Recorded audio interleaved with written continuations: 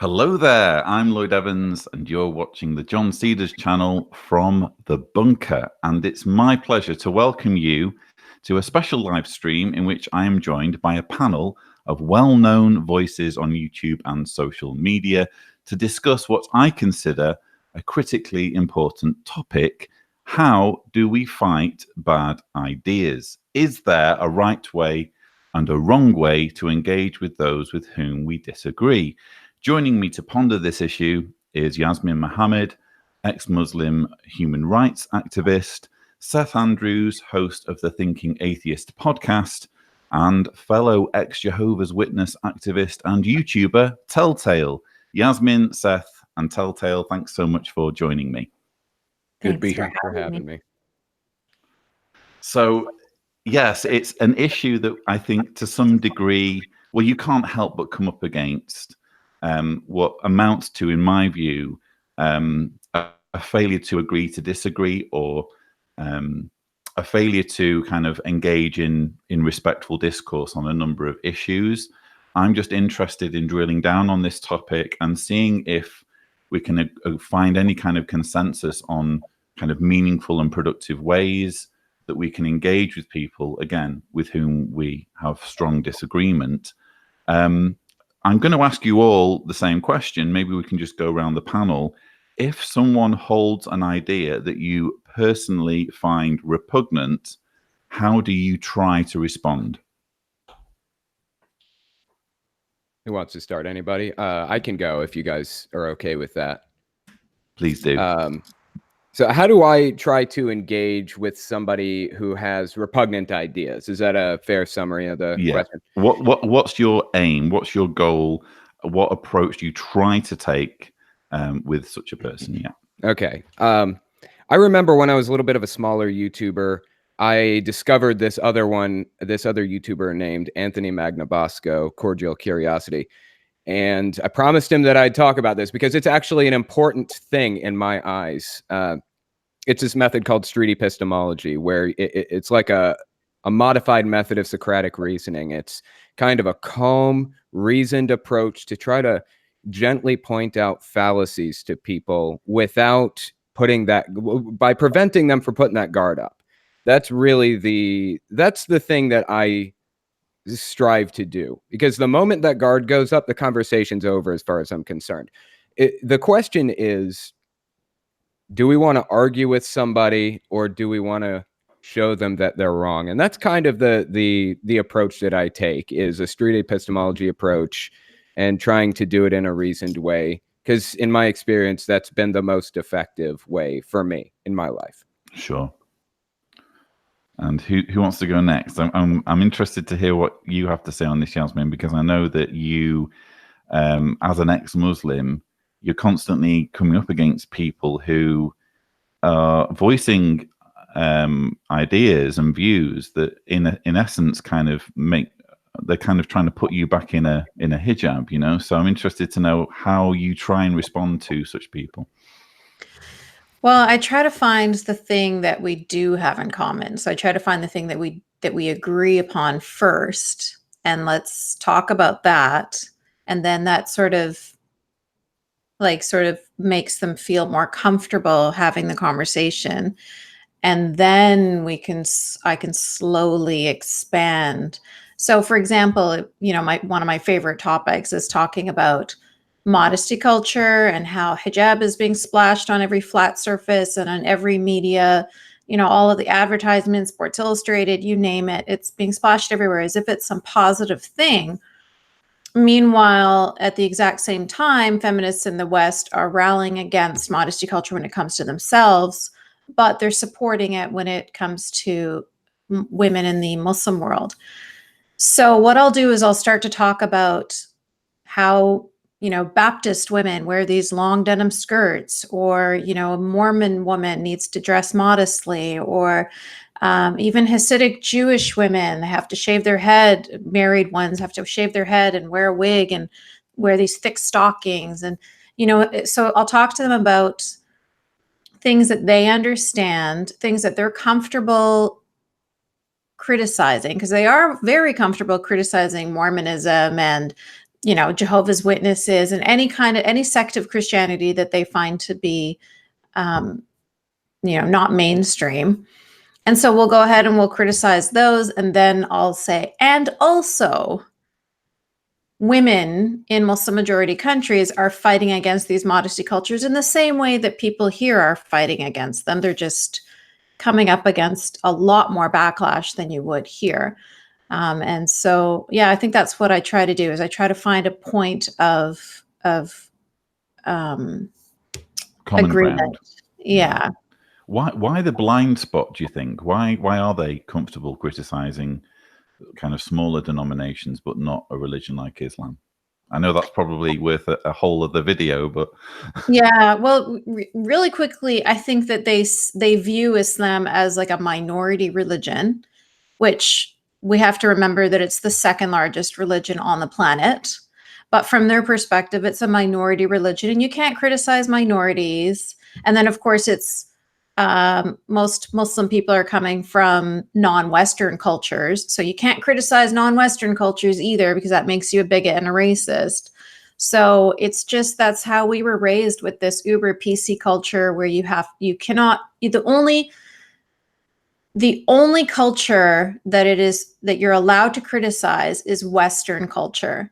And therefore, because Christians generally come from Western cultures, where that's not true anyway, because the majority of Christians aren't even from Western cultures. But anyway, they feel like it's safe to criticize Western religions as well. But what's important there is when the only way to progress is to criticize. The only way to make something better is to criticize it, is to talk about the problems, weed them out, and solve them. So when I hear this thing about we're only allowed to criticize Western cultures, we're only allowed to criticize Western religions, what you're saying is you only want Western cultures to progress, and you only want Western religions to progress. The others, they can just stay the way they are. We're not interested in helping the people that are in those communities that are speaking out against the oppression, that want to progress their own communities.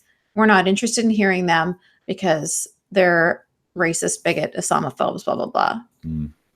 One more quick example. Like, there's a lot of Muslims. I'm not a Muslim, but there's a lot of Muslims within the Muslim community that are fighting against it. And by, some person born and raised in California is telling them that they're a racist and a bigot for criticizing their own community. Yeah, and I actually, while I've got you here, I want to say how much I admire what you're doing in raising awareness of this disparity. And I think that there will be many women who are right in the thick of it who will appreciate you being so outspoken on this issue. So I really admire you doing that and taking that position. Thank you so much. I appreciate it. I'm taking some time off of Twitter, and I already had some Iranian women send me messages and be like, "No, get back on there. We need you." We didn't give you permission to clock off, Yasmine. Back on, please. She mentioned modesty culture, and I wondered if she'd seen the story about the Catholic priest chastising the parishioner about exposing too much shoulder because it might lead men astray. And I thought, God, I picture an entire sanctuary filled with these men so affected by a couple of inches of female skin that they really, they can't stand for mass. I mean, I'm saying that's alarming to me, So. Yeah. I think he deleted it now. I responded. I was one of the many people that responded to him. I mean, it was great that there were so many people that were willing to respond to him and tell him how ludicrous what he was saying was. But I only wish that they could expand that lunacy and recognize that, that it's the same lunacy that I'm talking about. It's the same thing. Like, for him, it was an exposed shoulder, but for the women that I'm talking about, it's an exposed face or exposed hair. But it's the same ridiculous thing that we should all be fighting against. Anybody that believes in humanism and equality. Now, speaking of Twitter, another one who's no stranger to Twitter is you, Seth. And what I really admire about you is you're not shy about sharing your opinion, and yet I don't see you involved maybe I'm just missing it, but I don't see you involved in massive kind of controversies and Twitter battles and that kind of thing. You somehow manage to kind of weather any kind of backlash that you get. What to you is the secret of disagreeing? Well, that's true at the moment, but it won't be right after this show. I have made a commitment in my own life and activism to not get tripped up on every pebble that is thrown at me. And this is a mistake that I see with a lot of activists. I think they're genuinely motivated for good reasons and they want bad ideas defeated. But we have to admit there's a culture of people out there who are desperate to share a moment in someone else's spotlight, who are desperate to breathe somebody else's oxygen. It validates them when activists who are working on important work hit the brakes and go over here and begin acknowledging and arguing with and trying to convince. They're not operating in good faith. They're not really talking, they're shouting. And I think it's a mistake for us as activists to hit pause every time somebody throws an accusation at us or something inflammatory. I think we have to remain focused on the work at hand and do a better job of choosing our battles. That's a lesson I had to learn the hard way. I'm naive, right? I thought, well, if only I explain myself, I'm a communicator. If only I take one more post and try to clarify my position, it will be received in good faith, and they will understand that I am actually on their side, and we are all in this together, and kumbaya, and there's harp music, and rays of sunlight from on high. And in truth, many of these people are, outrage is their currency. This is all they know is escalation, division, and just screaming at other people. And in my own life, I've decided, as a content creator and a host, I owe it to the community that I admin to stay focused on the work. I'll occasionally stop and make a statement, maybe clarify the record, but I don't get lost in those kind of swirling eddies, because I think that's what many people want. They're like begging you, stop everything you're doing and validate me. And I just won't do it. I think that's a really good point, and not something I'd even thought of actually going into this, is picking your battles. It's a really difficult thing to kind of master, and it's something I've had to master, because I think there's a balance to be achieved. On the one hand, I try to kind of go off the words of Hitch, where he said, the grave will supply plenty of time for silence. Yeah. If there's something to be said, you've only got this chance to say it, because soon you'll have no chance to say it. So don't feel like you have to censor yourself. So there's that on the one hand. And then on the other hand, there is, as you say, these people who kind of almost roam cyberspace, trying to kind of kindle these arguments wherever they can find them. And you could easily just walk into a situation where you're literally just giving them fodder on something that isn't really that important. And if I may, I want to be clear, I'm not ever saying that we're silent about the things that matter. Yeah.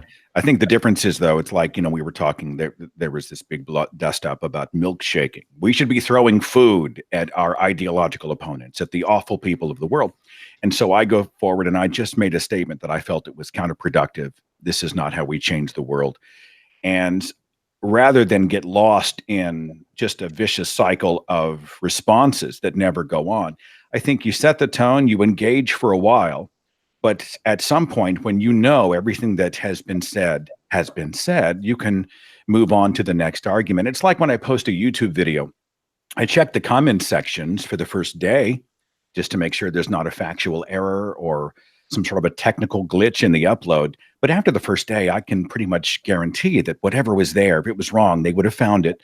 And then I don't obsess over what people are mashing into their keyboards on the comment sections, because I'm working on the next piece of content to come out. And I think that healthy balance keeps me sane. I don't know about the rest of the activists on this panel, but it keeps me from losing my mind. So, indeed. Well, we've heard some. Said that better myself, for sure. It's really important to stay calm and not engage in ridiculousness sometimes, right? Indeed. Well, we've heard some good ways of dealing with disagreements. I'm going to give you a list of bad ways, and I want to get your reaction. So I've I'm calling these extreme responses to bad ideas. Okay. So there's physical violence. An example might be punching Richard Spencer or a Nazi. There's confrontation, intimidation, and harassment. I was actually thinking, Telltale, of the habit that some ex-witnesses have of actually invading kingdom halls while there's a meeting in progress to kind of make a scene or stage some form of protest in a place of worship while there's a worship in progress. There's calls for censorship. And an example actually that I was thinking of was Islamophobia, which in a way is intended to kind of stifle criticism of Islam. It's in a way a path to censorship. Non-violent assault, and I was thinking of the milkshakes that you brought up there, Seth, and character assassination. In other words, X person holds these views, therefore they should be destroyed on social media. So to what extent do you feel we are seeing these responses in modern discourse? I can take that if you want. I'll start out by talking about the whole Kingdom Hall crashing thing, for example, where people go into Kingdom Halls and, stand up and start yelling out about things. This is something kind of specific to like Jehovah's Witnesses mostly, but the idea of protesting like that really spreads throughout all types of different mediums, conferences and all kinds of other stuff, churches in general. I think that just feeds a narrative. The problem is that people are building up narratives about other people. So the Watchtower Society, the governing body, they're building up a narrative about apostates. And anything that we do to feed that narrative is destructive toward our cause. So the governing body is going in and they're saying apostates are mentally diseased. There's something wrong with their brains. They're crazy. They're broken and all of this other stuff. And when we go in and do something that looks crazy to the people in the Kingdom Hall, that just validates what the governing body is saying about us. That, you can watch these videos of people doing the Kingdom Hall crashing, and the Jehovah's Witnesses are covering their ears like this and just closing their eyes because they think that we have Satan in us. They're afraid that if they hear our words, they'll get infected with the Satan or something. So it's really important that we fight against that narrative, that we don't feed into it. That's the way I see it. I think you're right. And I would add to that it's just rude. Like if we were having some sort of atheist conference, we wouldn't want a bunch of Jehovah's Witnesses and fundamentalist Muslims and Hasidic Jews coming in and start telling us, what they feel and what their opinions are. So, for something like that, I totally agree with you. And I would add to it that just leave people alone. Like if they want to, you can make your point in a way that is not, just physically invading their space. Yes. I think too, if we are, we have to ask, what is your goal? There is, and you had spoken to, there seems to be oh, sweet little puppy. Linus will come in here and bark in just a minute. Make an appearance. This is Linus, isn't it? No, that's her dog. My Linus will be up in a few minutes when my wife heads out for a 3 o'clock. But I'm interested in, there's a dogmatism to how some people operate in the arena of activism that reminds me of my former faith. I'm doing a speech around the country called "Not Everyone Who Disagrees with You is Hitler." And we get into the fact that much of this is not binary. Like not everyone who disagrees with you is a fascist or a Nazi or whatever. And yet I have noticed that when we as communicators, as influencers, whatever, if we stop and say, hang on, let's take a breath. Let's get some information. Let's find out what's happening, why it's happening, who's involved, what motivates them.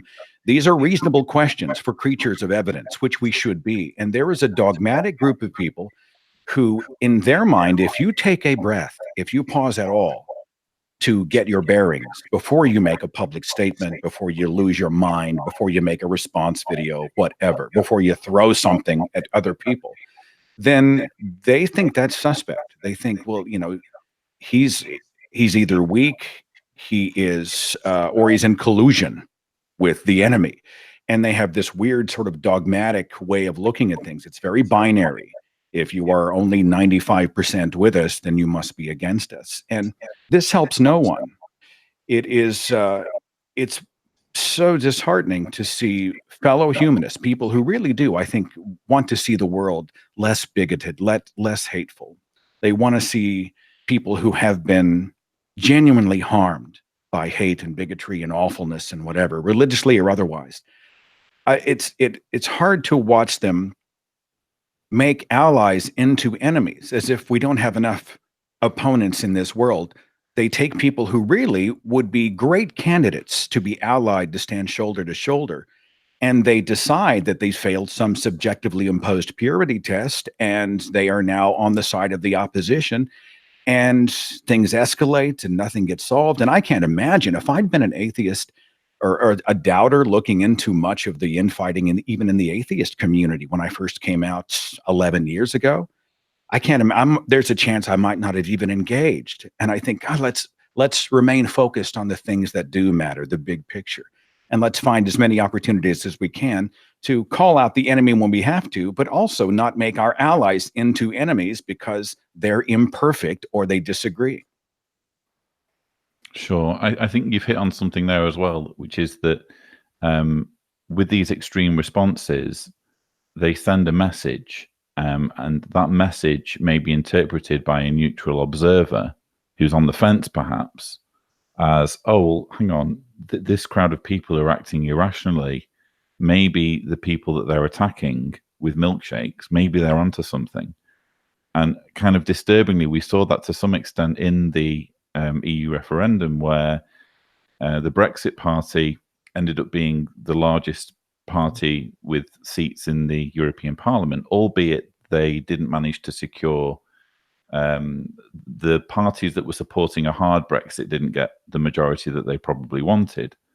But even so, the most objective thing you can say is that throwing food at Nigel Farage didn't achieve the desired outcome.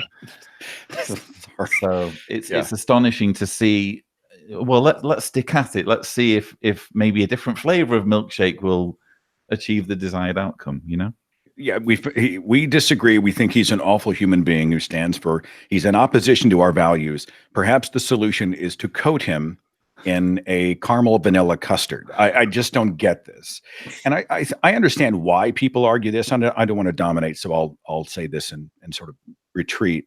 But, they like to rely on the history of the impoverished and, the lowest class who had no real power. This is before social media, before you could say something and be heard all the way around the world in real time as we are today. How they would lampoon and ridicule the powerful in order to minimize them, to even make them afraid to show their faces in public. It was a kind of public stance. And so that's one of the arguments that I hear is we need to make them afraid. They can't be convinced. We have to make them afraid to show their faces. We have to publicly shame and humiliate them. It's a public tarring and feathering, really. And so they've anointed themselves these sort of Robin Hoods going up against the evil. And in order to do that, you must accost them physically in some way. They think because it's a milkshake and it's not a brick to the face, somehow this makes it okay. And I myself disagree. I just think until they breach the physical boundary first, there's no reason to do a preemptive strike of any kind. I think we remain in the arena of ideas. Yeah. And I think that it does end up becoming counterproductive as well, like Lloyd was saying. So we know that the right is rising. We know that, not only with Trump and Brexit and all over Europe, you can see a lot of people that are going further and further to the right. And I don't think that it's necessarily all people that agree with those values. I think that a lot of them are just people that are saying, hang on a minute, Did they just beat up a geriatric man because he was wearing a MAGA hat? Those people are nuts. And so we're just so polarized, where your choices are far left and far right. So a lot of people are just, like I said about Trump, I said, I think a lot of the people voted for him, not necessarily for Trump, but because they were voting for not Hillary. And it's just unfortunate that those are the two choices, because those are two very bad choices. We don't want to be the people that are on the far right, and we also don't want to be the people that are throwing milkshakes either. So, that middle ground is just so big and so wide, and I feel like it's the majority of people, but we're just in no way organized. Yasmine, do you feel like some of the people who, let's say they voted for Trump, not even really knowing or caring, it was like a anti-abortion vote, that they were single issue voters, or they bought into the businessman myth, or they hated Hillary or whatever.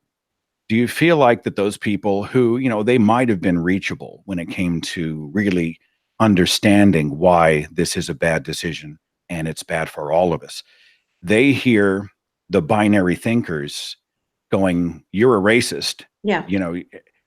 You are automatically part of the KKK," or whatever it is that they're saying. And they have an emotional defense mechanism that kicks in. And now they're going to double down and really vote for Trump the next time. We actually are working against our own interests by blanket blaming an entire country of voters. Absolutely agree with that. Yeah, that's just human nature. I know some people that voted for Trump, like you said, single issue voters. The person I'm thinking of is Asra Nomani, who her whole life was a Democrat. But, Hillary Clinton was taking $25 million from Qatar and from Saudi Arabia and, all of these huge amounts of money, and it made her nervous. And so she said, okay, I'm going to vote for this other guy. And because she was attacked so much, she was actually on Bill Maher supporting Trump. Like she found herself in a position where these people just hated her so much, and they were so angry at her, they almost pushed her into the arms of a group of people that she doesn't even necessarily agree with. It was just that they're the ones that are not trying to tar and feather her. Do you think part of the problem might be that in modern discourse, a lot of it happens digitally on let's say Twitter, rather than face to face? Because I've got friends with a variety of different views, and until fairly recently, I didn't think I had any friends who might be fans of Donald Trump, until I visited a friend and we got into a conversation, and it turned out he was a fan. And if we'd have been having that exact conversation over Twitter, some of the things that he was saying, which I found genuinely funny, I can see the conversation deteriorating to the point where we'd have probably fallen out. But because we were there in person, I was in this person's house and genuinely liked the guy for other reasons, even though I personally can't stand Trump. There's an impetus there, like on a human level, to find a way of getting past that impasse and saying, okay, you feel that way, I feel this way, but there's a whole bunch of other things that we do agree on. Do you think that the whole kind of format of Twitter and social media kind of railroads discourse into this kind of very confrontational way? Well, I can touch on that if that's okay with you guys.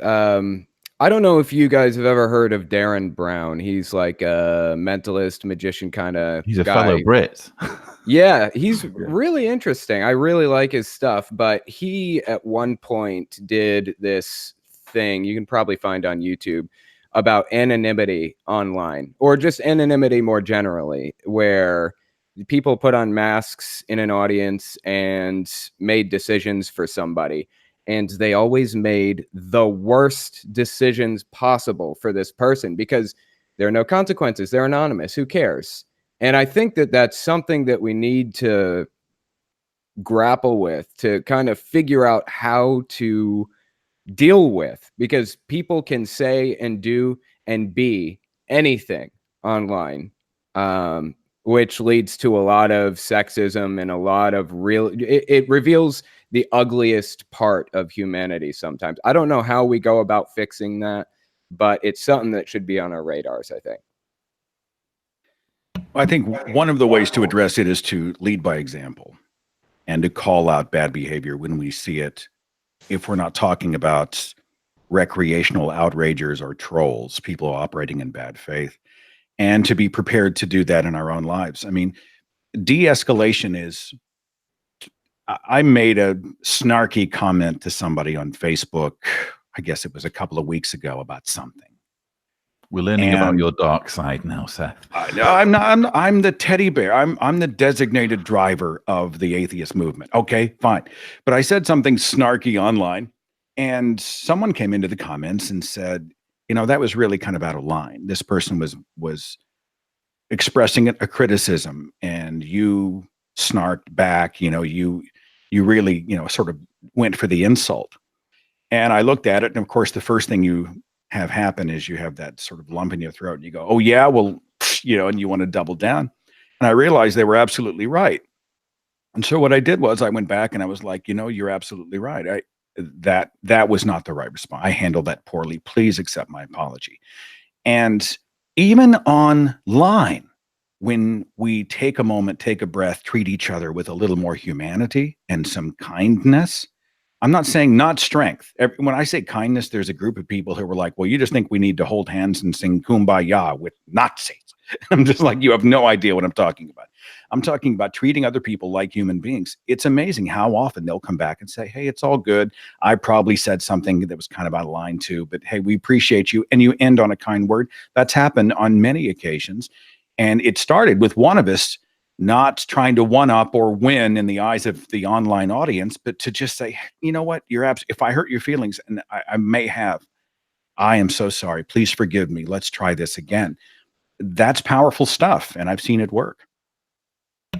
Yeah, that's great. But unfortunately, the online world, because a lot of it has to do with anonymous people, but it's not conducive to that. They don't allow that to happen. Yeah. So if you want to say, well, hang on a minute, let's think about this, or let's talk about this, or let's unpack that, or whatever, hordes of people will jump on you and be like, why are you even thinking about that? How dare you even, try to have that conversation? You must be a secret Nazi. So, it's like they don't let you even be human. Because I agree with you. That is exactly human. And like what Lloyd was saying, when you're face to face, people won't react this way to each other. But it's like we're all in this, what's that West Side Story where the two groups are just like fighting each other, but like, with stylized dancing. Like we've just got this hordes of backup dancers that are constantly there, ready to attack whenever you say anything. And I think of Frankie Meeks, who American History X was based on his story. And he talks about how, when people are throwing beer bottles at him and stuff, that's not what caused him to rethink being a neo-Nazi. It's when he started to work with Mexicans and Black people and he started to realize, wow, these guys are really nice. These are, he's got like swastika tattoos on his body and he's working in construction, so they can see these tattoos on him, but they still treated him, just as a coworker. And that's when he started to feel ashamed of the ideology that he was following and started to rethink it. And I think it was in prison as well. So that's how it happens. Like, but social media takes away the humanness of our interaction, and it makes us all like rabid dogs. I take your point. I want you. I'm not naive enough to believe that "I'm sorry, I'll do better" is going to protect us from the online mob, because it's a spectator sport. So I totally take your point. You also said something that was interesting, that like Dia Khan is a filmmaker and a Muslim.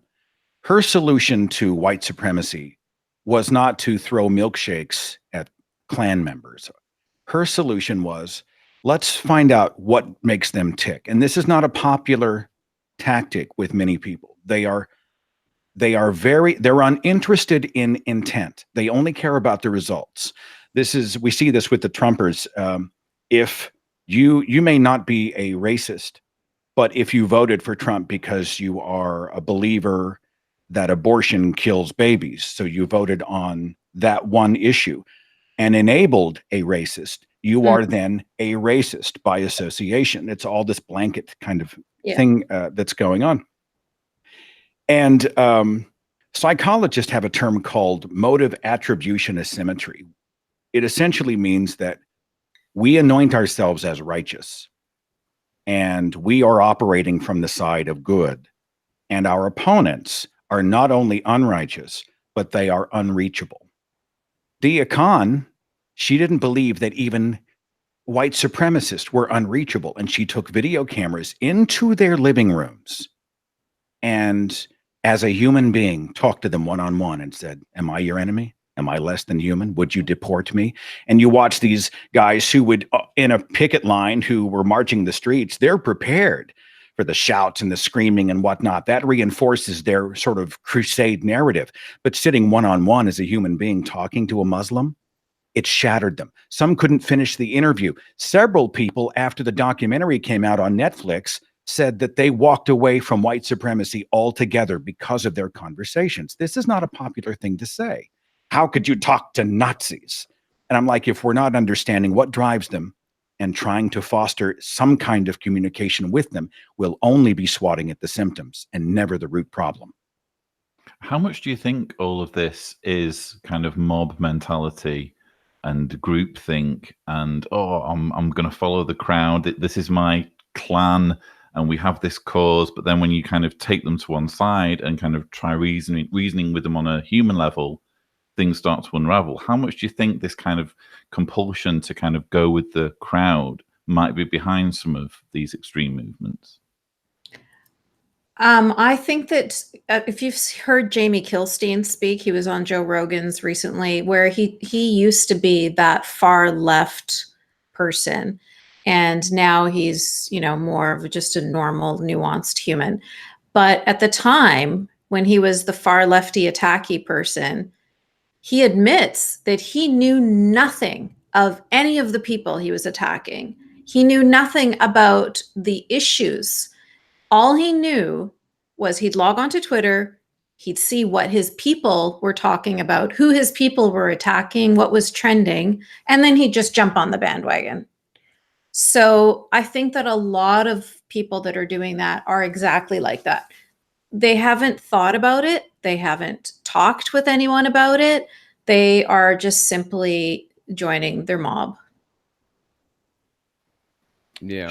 Chilling. I can add to that too. I think you find a lot of the time people will agree with their favorite creator, their favorite public figure, or whoever it is. And it's important for everybody, including us, especially us, to look at situations, analyze them in as honest a way as we possibly can, and be willing to just not jump on the bandwagon. We need to avoid that bandwagon effect and do our best to think critically about things. We're a species of tribes. I just finished narrating Dr. Hector Garcia's audiobook called Alpha God that talks about the tribalistic nature of humankind and primates in general.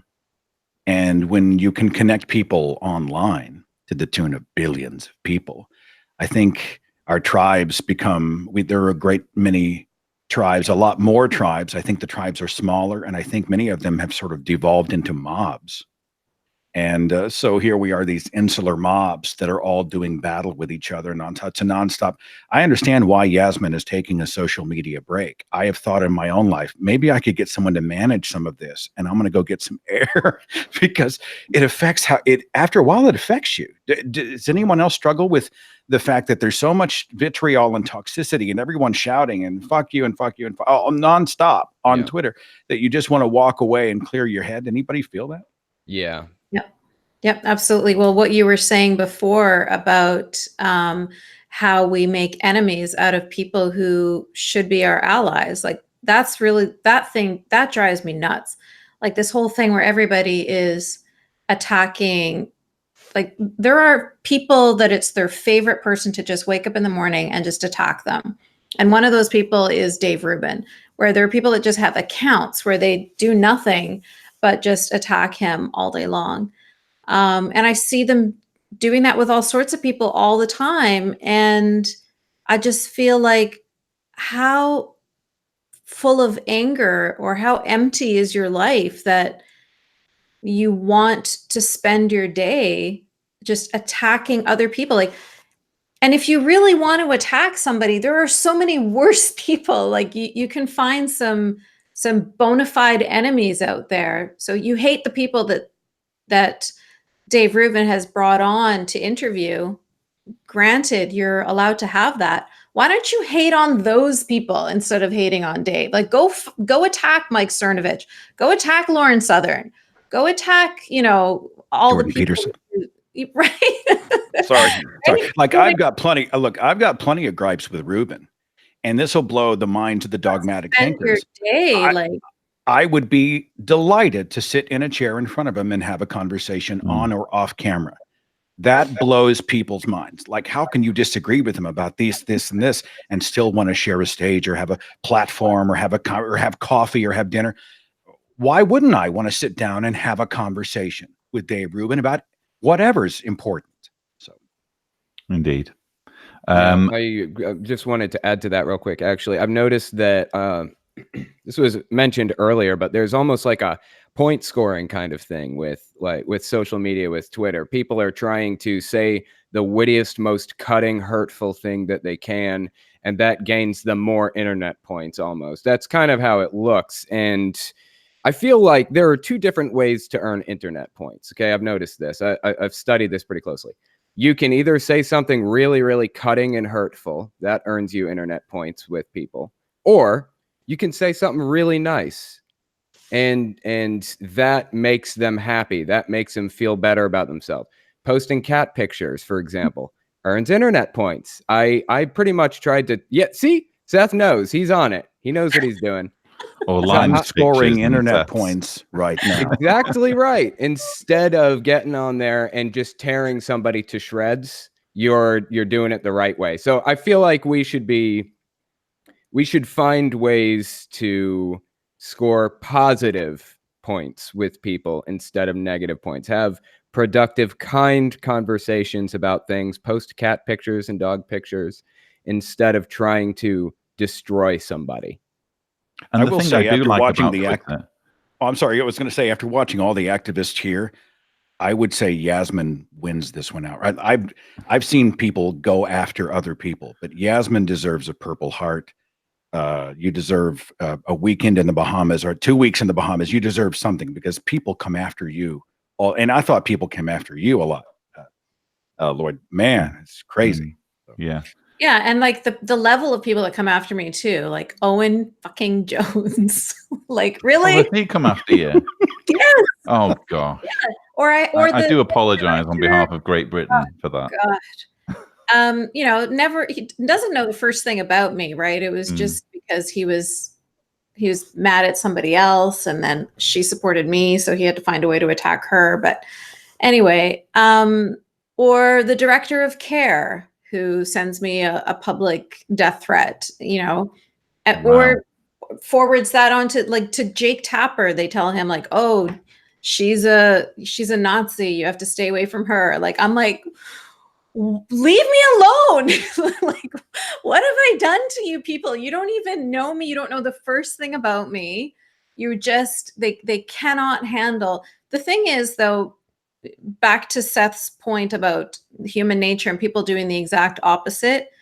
I grew up with this. Like, as a Muslim woman, you have to shut your mouth and toe the line, be modest, eyes on the ground, don't speak up. I'm used to being told that my whole life.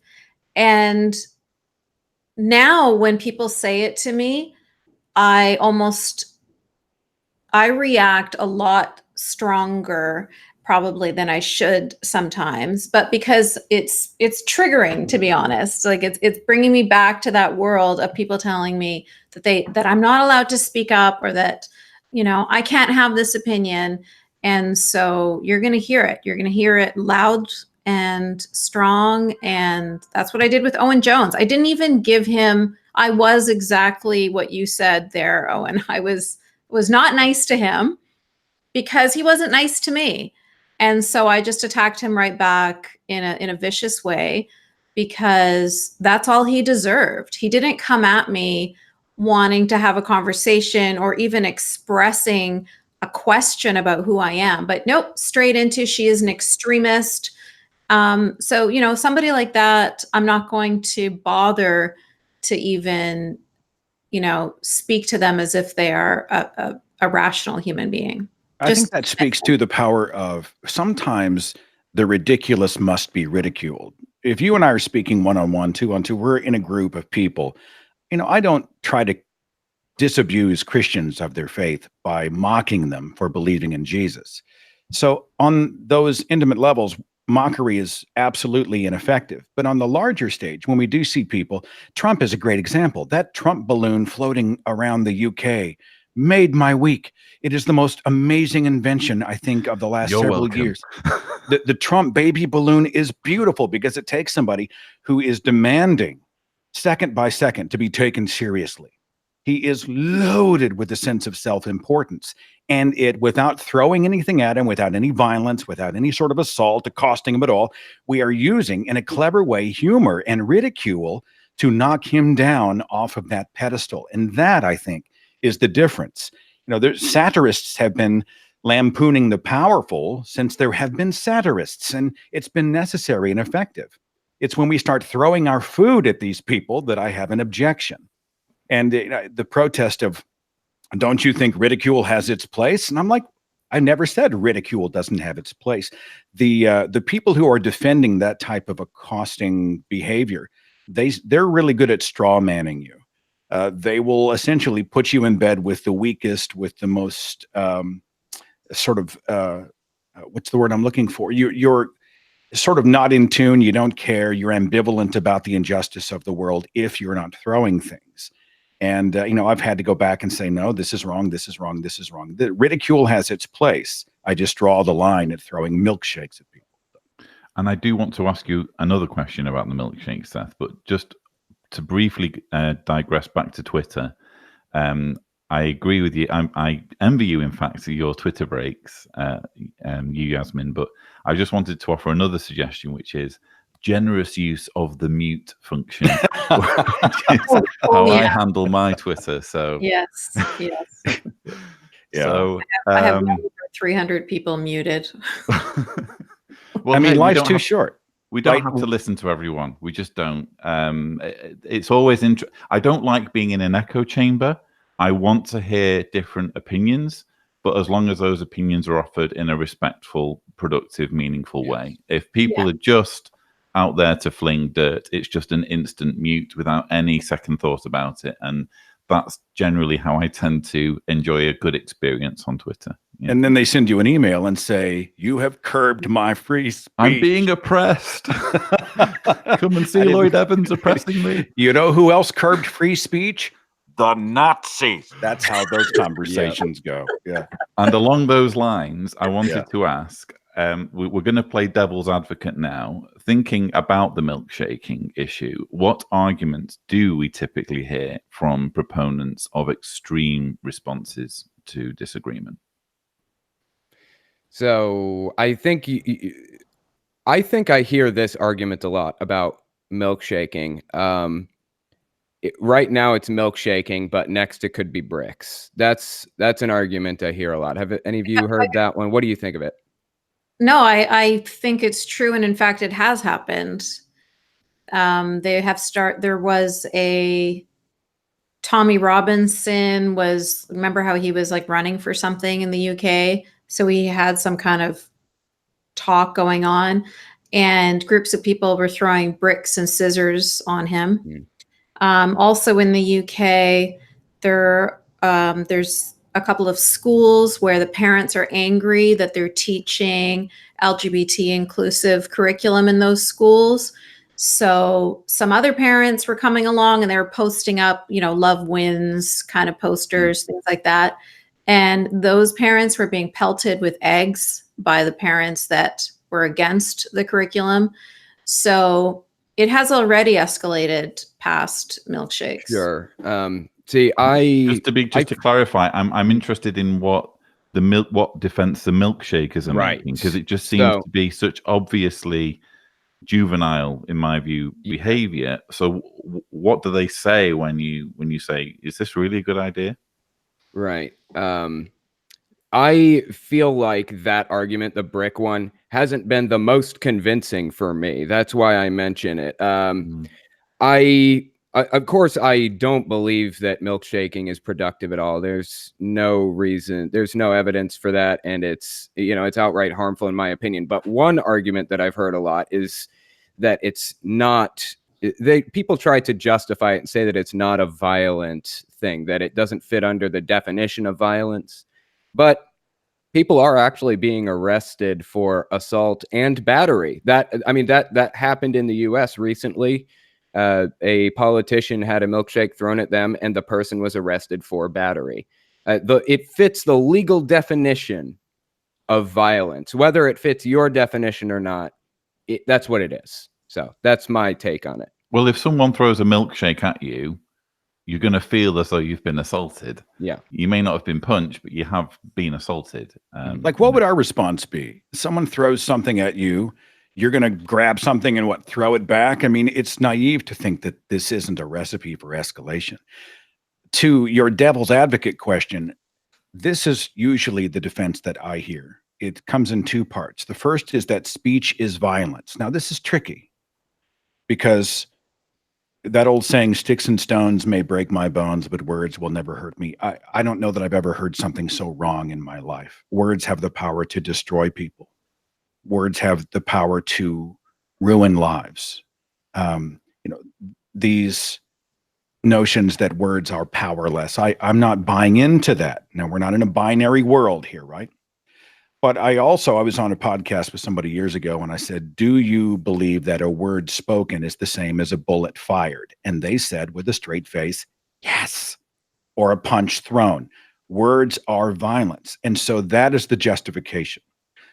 They've already incited to violence. They have already been violent with their hate, speaking the words of violence, diminishing and trying to eradicate or endorsing the eradication of an entire group of marginalized people. Therefore, this is a response of violence to a preemptive act of violence that's already taken place. That's the one I hear most often, followed by something along the lines of, this can't be fixed via the law, so we have to kind of burn it all down, and then we'll rebuild from the ashes. Many of these people seem alarmingly eager to subjectively decide when to disregard the letter of the law and carry out violence upon someone else. And I would hope that no one was doing that to them.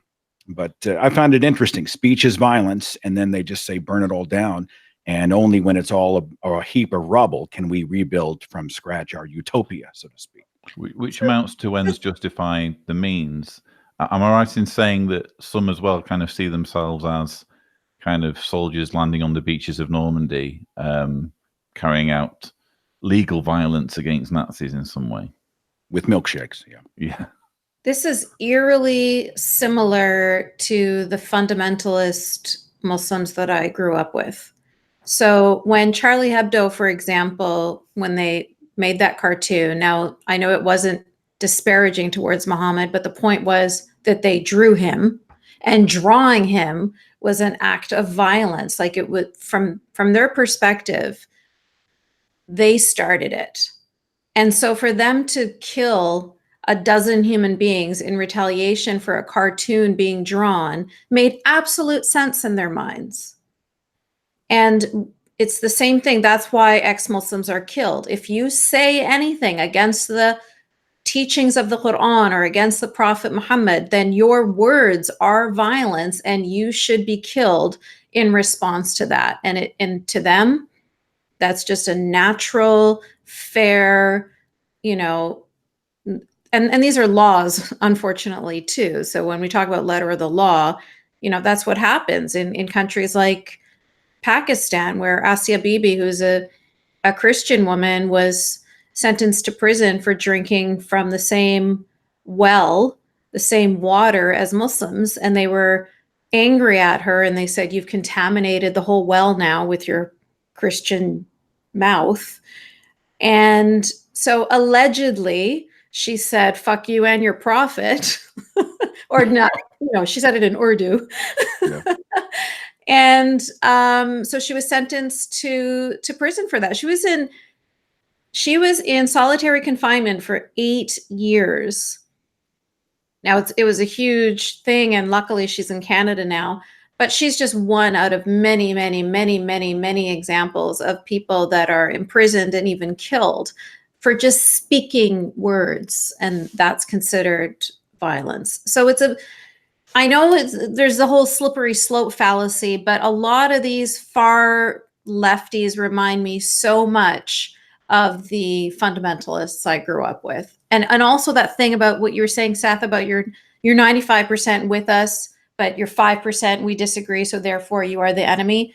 That is exactly the way it is too. You have to full on believe everything or you're a Jew. It can be a very similar mindset. It can be a really similar mindset. When people leave religion, a lot of the time you'll find like Jehovah's Witnesses will leave and they'll become Mormons, or Catholics will leave and they'll become Jehovah's Witness or something like that. It's because they have that mindset in them still.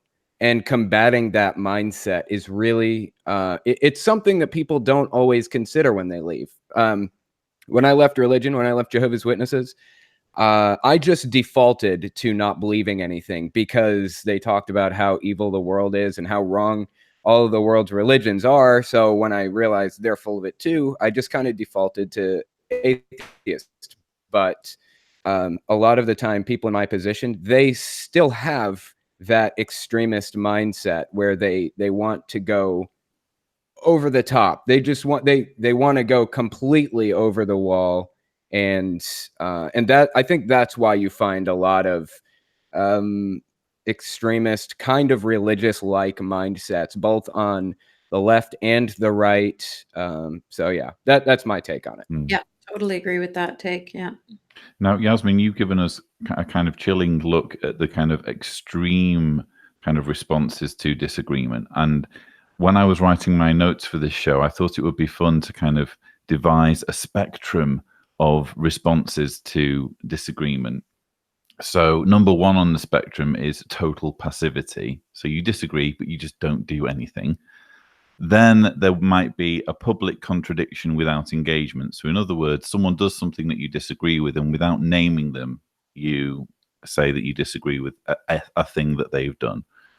Then there might be street epistemology or dialectic discourse, which I'm very glad Telltale mentioned earlier on. I think it's I actually think it's the way of navigating issues of contention and trying to get past kind of cherished beliefs that are in the way of meaningful discourse.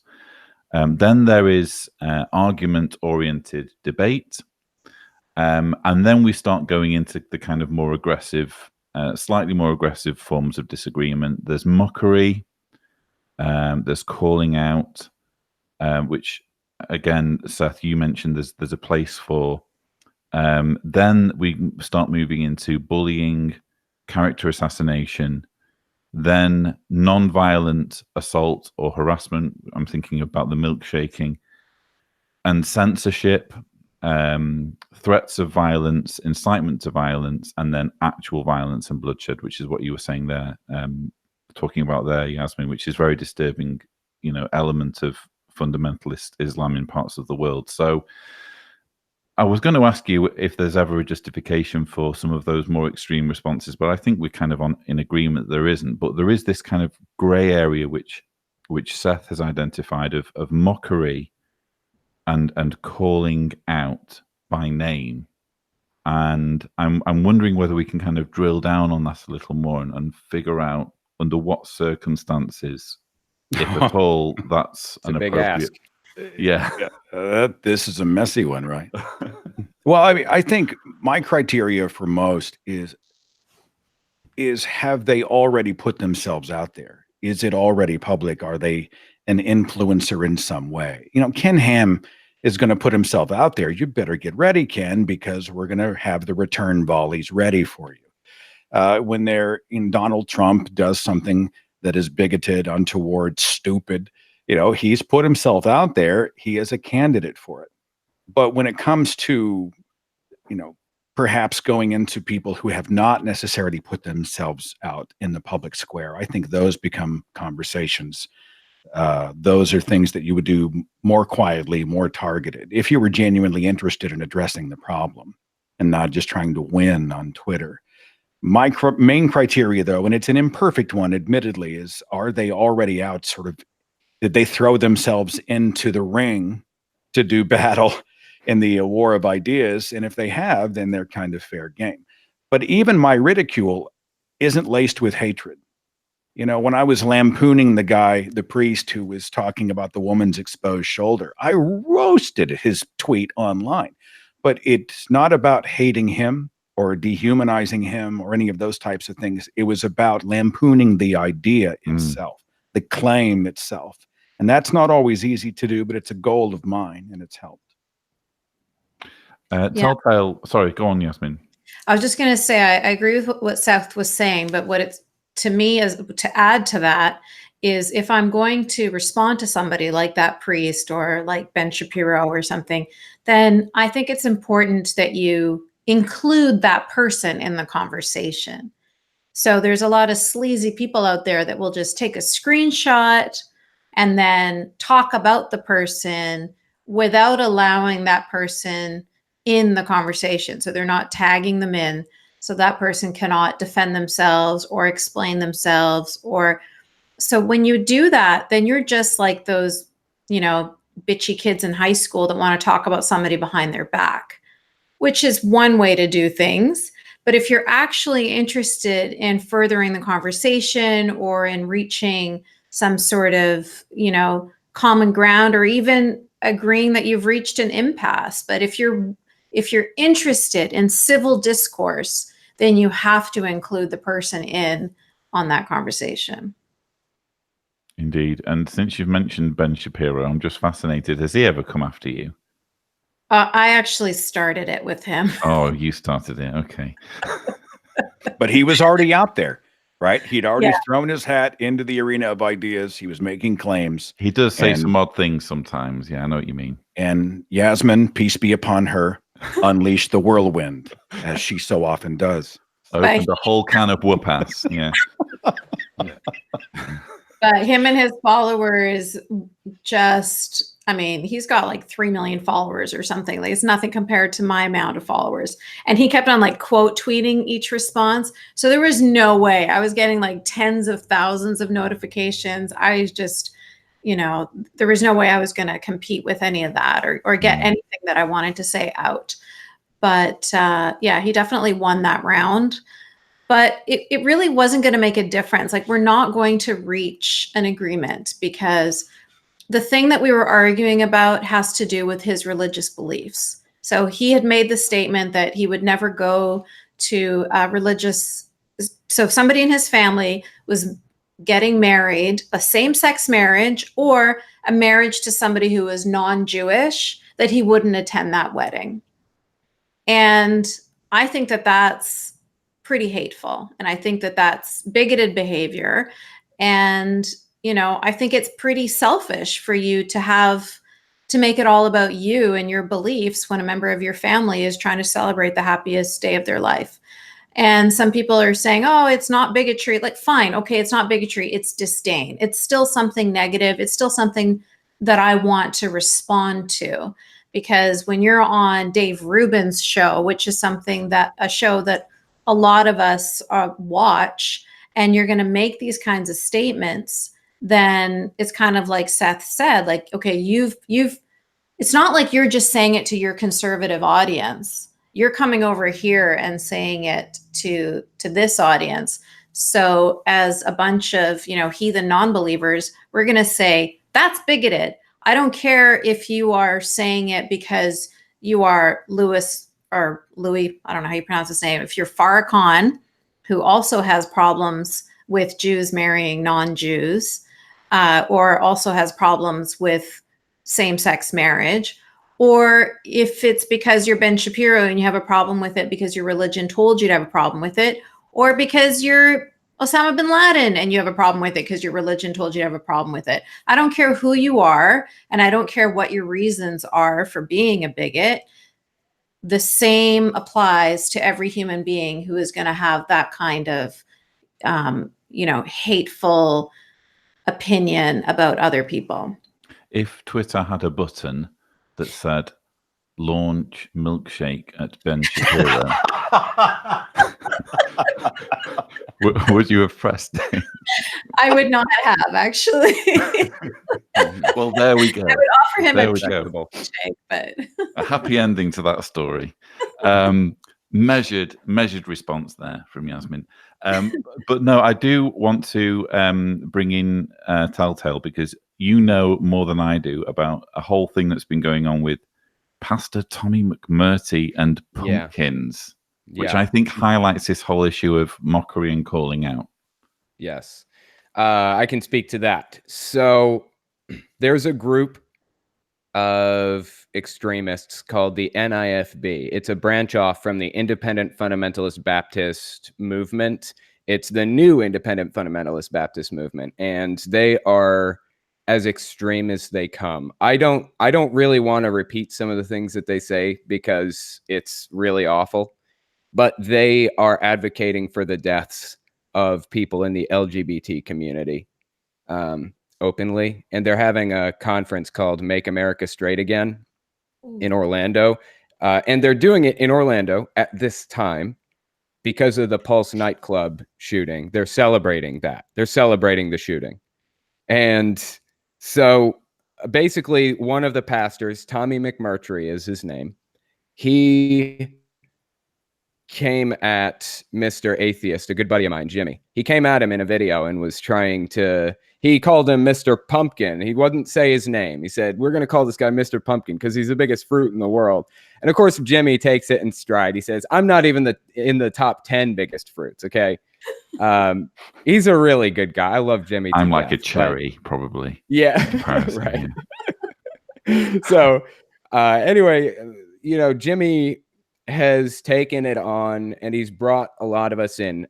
Me, Shannon Q. I think even Seth here has a pumpkin in his Twitter handle, so he's part of the pumpkin posse. That's what we're calling it. I feel left out at this point, quite frankly. Hey, put a pumpkin in your Twitter handle, and we'll go from there. Right. But we're basically trying to. This is the thing. Deplatforming is a tricky subject, and so what do you do? Do you deplatform people or not? And personally, my line for deplatforming is if they're calling for violence against anybody, I'm okay with deplatforming them. If they're calling for violence, or if they're calling for breaking the law, if they're advocating for breaking the law, then I'm okay with deplatforming.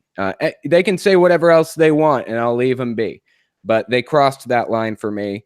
And that's why I would like to get the conference shut down pretty much. And that's kind of the goal of the Pumpkin Posse, is getting this group of people who's actually actively advocating for the deaths of the LGBT community, does rifle training with AK-47s every month with their church. Everybody has open carry. They all have like concealed carry permits and everything. They talk about how if there was a button that they could press that would kill every gay person on the planet, they would press it until their finger broke, things like that. That I'm okay with deplatforming somebody like that. So that's the situation. Crossed a whole bunch of legal lines? Like, shouldn't law enforcement be involved at this point? I don't think that they're really big enough or well known enough yet for that. But also, they're trying to veil it in. They're advocating for the death penalty. More than anything, they ride the line as close as they can, but actually some of them have actively said that they want to kill. They say that gay people what was it? They said something like, we want to put gay people where they belong, 6 feet under, pretty much, in stronger language than that. I'm toning it down, if that tells you anything about this group. So yeah, they have crossed legal lines, and we're trying to bring attention to that and things. So put a pumpkin in your Twitter handle. It's an interesting dynamic, though, isn't it? Because again, without wanting to kind of digress too much onto JWs, I'm trying to keep this about multiple issues. But you have this kind of dynamic where even in this group that has these overtly appalling ideas, there are going to be the leaders and there are going to be the followers. So you have this almost hostage dynamic. And in my own activism, I try and distinguish as much as possible between what the leaders are saying and what the followers are basically ordered to say or just go along with. I try to differentiate between the two as much as possible. I guess it's harder to do that with a small kind of church group like this. Yeah. But I think that's the challenge, especially when you bring religion into the equation. How do you call out the leadership and mock the leadership without inadvertently catching the followers in the crossfire, if that makes sense? I'm not sure if, mockery has played I think an important role in countering. One of the things you can do with people who take themselves monumentally seriously is to not take them seriously. And I understand the power of that. But what I really want to see mostly come out of the response to this incredibly hateful idea is a counter statement that we reject your hatred. We reject these horrible ideas. We refuse to dehumanize our fellow human beings. We stand with you, people in the LGBTQ community. We are here. We vastly outnumber the hate, and, to stand in solidarity. And I think that is, in my mind, you're not going to change the mind of the church or the church members in this regard. Yeah. Or I think that's probably not a practical goal. I'm not saying people can't evolve out of hate, but the short-term goal for us, I think, should not be, how do we get the people in the congregation to realize it's wrong? Between now and mid-June, you're probably not going to have that happen. But I'll tell you, it'd be hugely powerful for them to say, to be able to see a tremendously strong civil support of love and compassion, strength, an evolved viewpoint when it comes to the people that they're trying to dehumanize. I think that's hugely powerful. Yeah, I can agree with that. I think that they are spewing hate to a disturbing degree. And I feel like it would be really easy for us to fall into that same pattern of spewing hate right back. But it's important to focus on productive means of activism and try to spread love instead of hate, to borrow a cliche. I apologize, but that's just how I feel about it. Yeah, countering a negative with a positive. I'm totally on board with that. I guess a more accurate kind of scenario to illustrate my concern is we've already talked about Kingdom Hall crashing, but you also have the phenomenon of cart crashing, where you have a witness who is standing next to a literature cart in a public place. They're not engaged. They're not as a place of worship or anything. They're actively trying to promote. They're trying to recruit people into the cult in a public environment. I think that in that situation, my own preference would be to try street epistemology, just to engage in a discussion where you're not trying to necessarily win a battle. You're just trying to let them express in their own words what their beliefs are, and hopefully something's going to click. But if I were to kind of mock them or ridicule them, what I would basically be taking my anger out on the leadership, on the follower. So the follower is getting caught in the crossfire. They don't have any control over the child abuse cover-up. They don't have any control over shunning. They're just following orders. So I guess that's my only concern. And maybe this whole pumpkin thing doesn't illustrate it for me well enough. And I agree that a group that is espousing those sorts of views needs to be very strongly resisted, because it has quite serious implications. Yeah, I can definitely agree with that. this group is the NIFB is made up of 30 churches. They're in 5 countries, but they only have 1 church in each of the countries outside the US. The rest of the other 25 or 26 or whatever are in the US. And I think they have between 100 and 300 members per church, give or take. So we're looking at 3,000 to 5,000 members total. And they're very, very, very closed off from the outside world. They don't really associate much, a lot like Jehovah's Witnesses, actually. But anyway, you're right. Making sure that we don't mock the people, like the victims of this situation. I mean, when it comes down to it, they are just victims of the leadership's crazy, horrific ideas. Like, they've just been suckered into it and brainwashed into it pretty much. So I am definitely with you. I am 100% a proponent for not mocking the people, but trying to expose the leadership and the ideas. I want as little collateral damage as possible in my war against Watchtower, if that makes sense. Yes.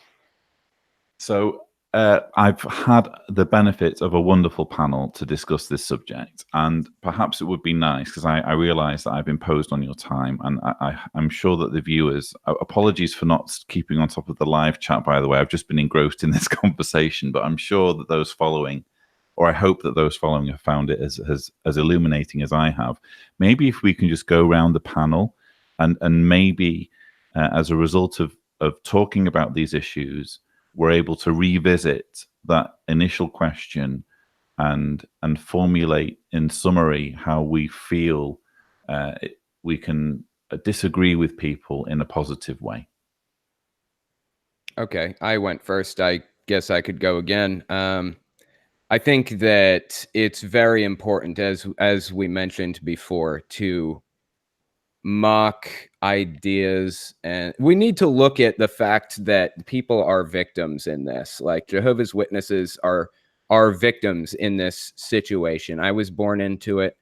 I was a victim of circumstance, and that's how we really need to look at this. I feel we need to realize that these people are good-intentioned, honest people most of the time, and hurting them is not helping.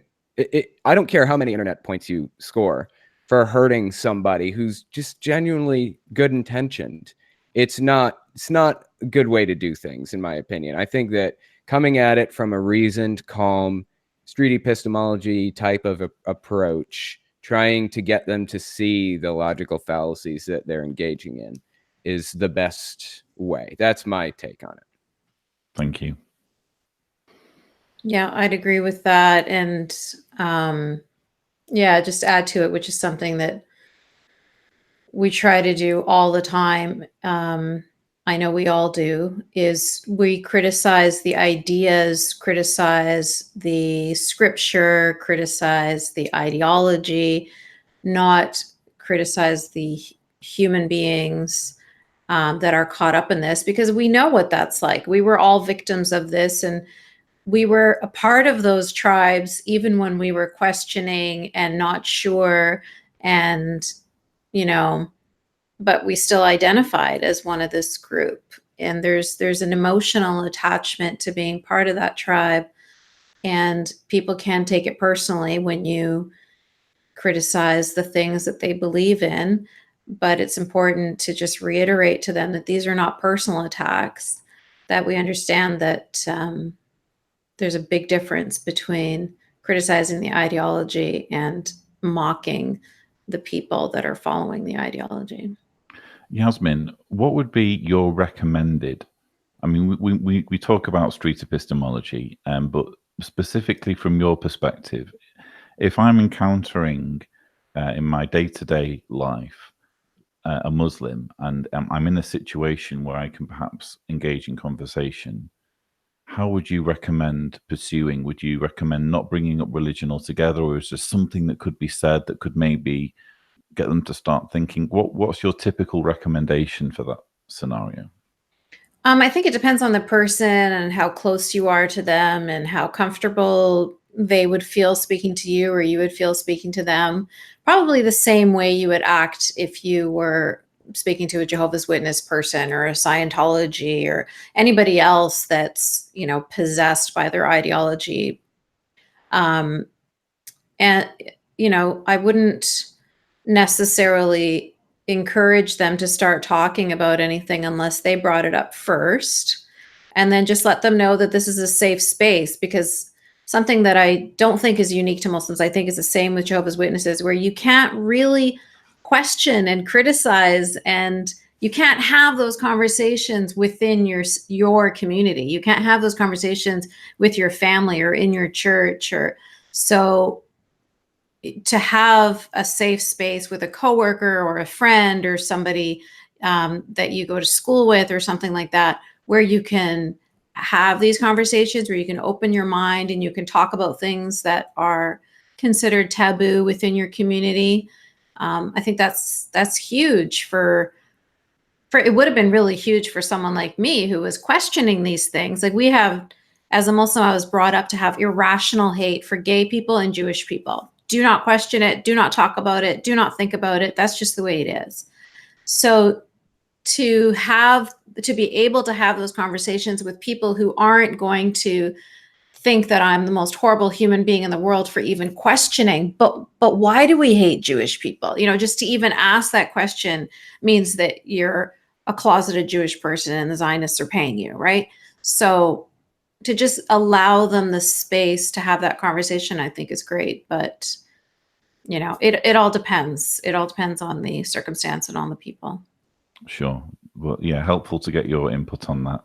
Mm-hmm. And Seth, having absorbed some interesting points that have been made, can we revisit this initial question of the best way to disagree? I just finished watching the Ken Burns documentary about the Vietnam War. It's like a 10-segment masterpiece.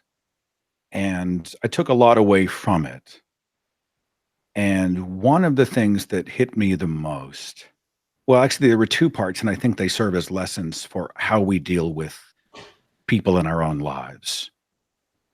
One was that we had no idea what the culture was like that we were in opposition to, right? Americans had no idea what the culture was like, what the attitudes were of the people in North Vietnam who were simply trying to unify and protect their country against the outsider and the interloper, and were prepared to die on the order of millions to make that happen. They would never surrender. We didn't understand them. We didn't understand ourselves in many ways. And yet we committed ourselves to battle, and so many lives were lost, so many lives ruined.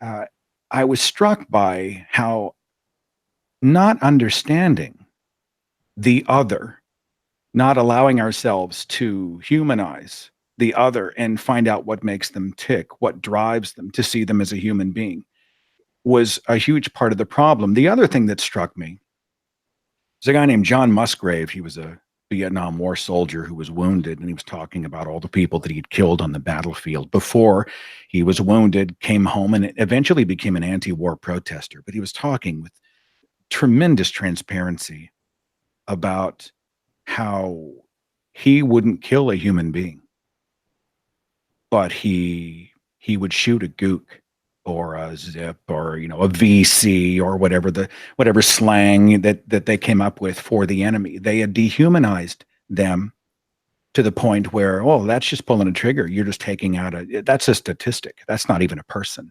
You have dehumanized this human being, and it makes them easier to kill. And I look at the types of battles that we have out there online, especially. We are masters of dehumanizing people. It's not a cheat to the good to want to find out why a white supremacist is part of this group and why they're marching and how they got there and what other pieces of the puzzle might be in play that drives their bigotry. Because if we just treat them as the label, I'm not saying we don't stand fiercely against their hatred, but if we don't go in and see them as human beings, likely brainwashed, victims of bad ideas, And if we don't try to understand the mechanism itself, we'll always only be fighting the symptoms. We'll never get to the root. We'll never change the game at the foundational level. There is a House quote that people like to post, and I hate it, even though I like House. And it says, if you could reason with religious people, there would be no religious people. Meaning that you can't reason someone into or out of something that they didn't reason themselves into in the first place. And that's crap. I wasn't reasoned into Christianity. I was brainwashed into it, but I was reasoned out. I refuse to give up on everybody who disagrees with me, or even people who have really toxic ideas. I want to change the ideas. I don't want to necessarily ruin these people. I would like to reach them. I would like to try to change how they see the world, improve their perspectives on other people, the people that they were indoctrinated to hate. Is it a pipe dream? I don't think so. But I know it's not something we can simply click our heels together and make happen. I know it's not popular with the burn it all down crowd, but I think we have to understand why people got to where they got and treat them, even in strong disagreement, treat them as human beings, not as labels.